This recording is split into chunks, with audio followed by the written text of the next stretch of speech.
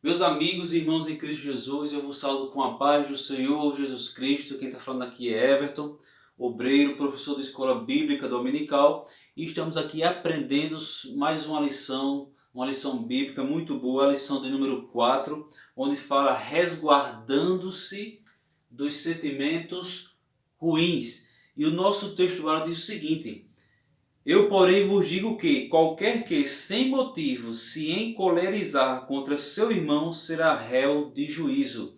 Essa palavra aqui, encolerizar, significa se enfurecer. Sem motivo contra o seu irmão, será réu de juízo. A nossa verdade prática diz o seguinte: a cólera e a ira não podem dominar o coração do crente.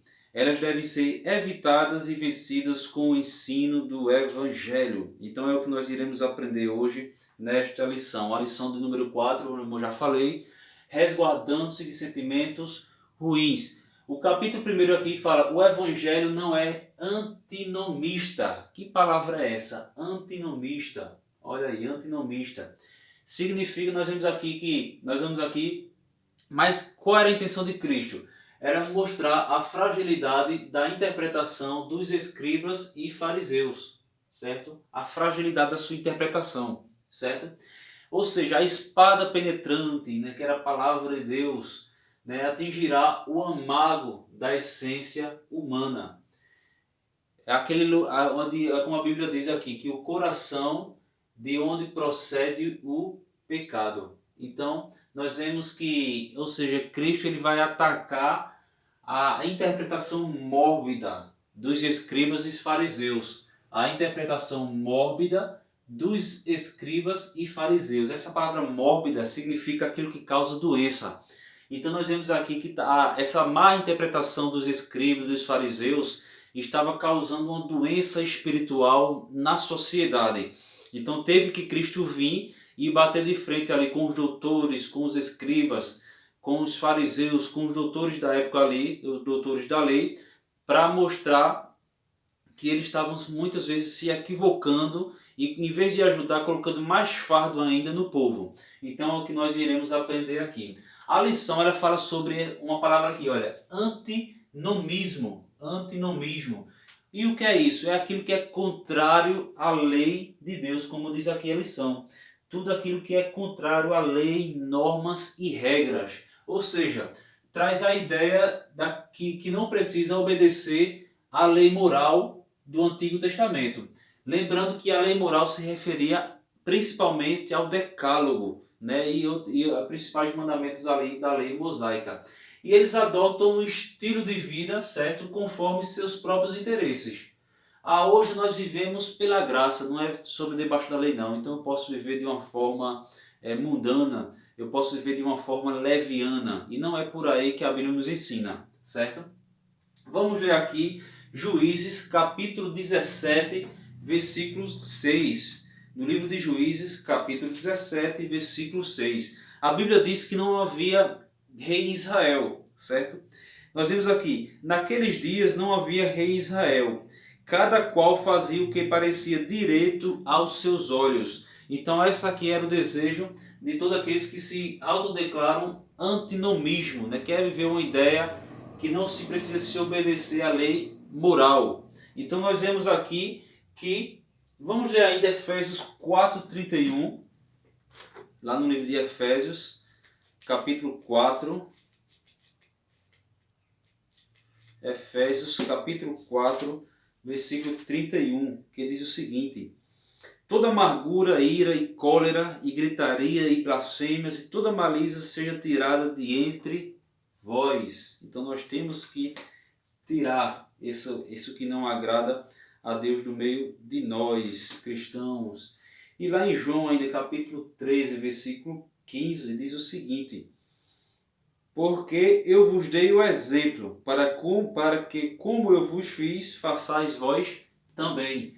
Então nós vemos aqui que pelo antinomismo, a lei e o evangelho não combinam. Então essa linha de raciocínio do que é denominado aqui como antinomismo, ele diz que a lei e o evangelho não combinam, certo? Então a lei e o evangelho não combinam. Mas aqui nós vemos aqui que Por quê? Nós vemos aqui que o primeiro se firma na graça, que é o quê? O primeiro, perdão, aqui, o primeiro que fala aqui do Evangelho se firma na graça. E o segundo se firma na lei mosaica, que é a lei. Se firma na lei mosaica. E como eu já foi falado aqui, nós vemos que a lei, o Antigo Testamento e a lei tem sua importância, apesar de não vivermos mais debaixo da lei, sobre a lei. Então nós vemos aqui, nós vemos sobre pela graça de Deus. Então vamos aqui, ok, ou seja, a lei, ela exigia uma obediência, mas a graça, que é mais sublime, dá poder para o quê? Obedecer. Então a graça nos dá poder, nos dá força para obedecer a palavra de Deus. A lição também fala aqui, no capítulo 1 ainda, fala sobre legalismo. E o que é legalismo? É quase o contrário. É obedecer a lei de forma egoísta, ou seja, no seu aspecto exterior, era o que os escribas e fariseus faziam, tomar os primeiros assentos ali, oravam nas praças, para que todos pudessem ver sua santidade. Com certeza você já viu falar aqui, quem demonstra uma santidade grande demais é porque tem algo para esconder. Então, queriam demonstrar algo exterior, mas o seu interior estava doente, precisava ser alcançado pela graça de Cristo. Então, eles se portavam com o seu aspecto exterior. E o antinomismo nega a lei, sem aquela vida sem compromisso. Já posso viver de forma, de qualquer jeito, porque eu vivo pela graça. Então nós vemos aqui que os legalistas desprezam a graça, ou seja, a salvação, baseada na crença deles, era pela observância da lei. Aí eu coloquei uma pergunta aqui: e onde fica a justificação pela fé? Lá em Hebreus 12. Lá em Hebreus 12. Vamos ler aqui Hebreus 12. Livro de Hebreus, capítulo 12, versículo 2. Olhando para Jesus, autor e consumador da fé, o qual, pelo gozo que lhe estava proposto, suportou a cruz, desprezando a afronta, e assentou-se à destra do trono de Deus. Ou seja, autor e consumador da fé. Então, é pela fé. Então, o cristão, de forma alguma, ele não pode ser legalista, certo? Para não desprezar a graça, não pode ser legalista, porque senão vai desprezar a graça.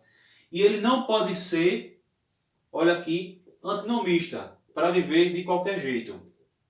Certo? Então não pode ser nem legalista, nem antinomista, para viver de qualquer jeito. Certo? Enquanto um legalista observa e procura obedecer a lei de forma rigorosa, que era como os escribas e fariseus faziam, o antinomista, ele deixa de lado a lei, porque acredita que vive na graça e pode viver de qualquer jeito. Então tem essa diferença, certo? No segundo capítulo aqui, fala sobre a cólera, é o primeiro ato para o homicídio. Nós vemos aqui que na época de Jesus, o povo não tinha acesso à literatura, porque a literatura era de forma escassa. Por quê? Porque o papel era muito caro. Alguns historiadores dizem que uma folha de papiro custava um dia de trabalho de um trabalhador comum. Então, a maioria, certa maioria não sabia ler, e a sua crença, o seu ensino vinha pelo ouvir. Ouvir, era de forma oratória que eles aprendiam. E quem eram os professores?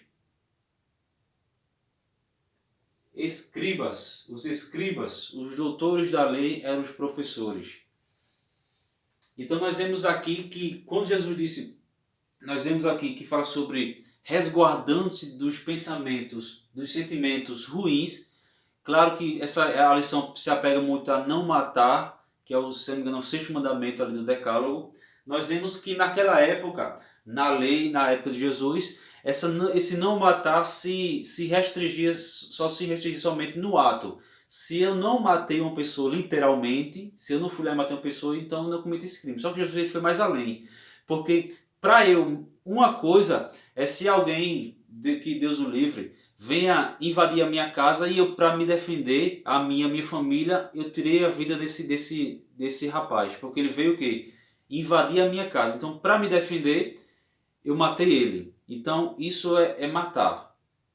Mas isso é para se defender. Já o assassinato, ele é premeditado. Uma pessoa não assassina uma pessoa de outra, não tira uma vida de outra pessoa, que é ele sem meditar, sem maquinar. A Bíblia diz que maldito é aquele que se levanta para fazer o mal. Então o assassinato, ele é premeditado. A pessoa arquitetou no seu coração, no seu pensamento, que ele queria fazer isso. Então ele arquiteta tudo isso. Nós vemos aqui alguns casos, aqui no Brasil, em todo mundo, nos Estados Unidos, aqui no Brasil, onde algumas pessoas invadiram escolas e mataram, saíram atirando para tudo que é lado. Ele foi um assassino, porque ele arquitetou fazer aquilo. Então tem essa diferença entre matar uma pessoa, ele vem tirar a minha vida, eu me defendo, então eu tiro a vida dele. Eu não queria tirar a vida dele, mas para salvar a minha, eu tirei a vida dele. Então tem essa... Moisés, o exemplo de Moisés. Moisés tirou a vida de um egípcio para defender a vida de um hebreu. Mas matar, assassinar é um pecado terrível, porque porque a pessoa medita, arquiteta na cabeça, no seu pensamento, no seu cérebro, no seu íntimo. Então nós vemos aqui que a punição no passado, ali, vocês podem ver ali em Levítico 24, Gênesis capítulo 9, olha em Gênesis capítulo 9, antes da lei mesmo, já falava que todo aquele que derramasse sangue, o seu sangue seria derramado. Então, o assassinato no Antigo Testamento só tinha a ver com o ato consumado. Ou seja, assassinou a vida de alguém, então ele era réu de juízo, com a punição com a própria morte. Então o ato se resumia somente ali ao assassinato, ao ato consumado. Mas nós vamos ver aqui na lição que Jesus foi muito mais além. Vou parar por aqui e já iremos iniciar dar continuidade ao capítulo 2. Paz do Senhor.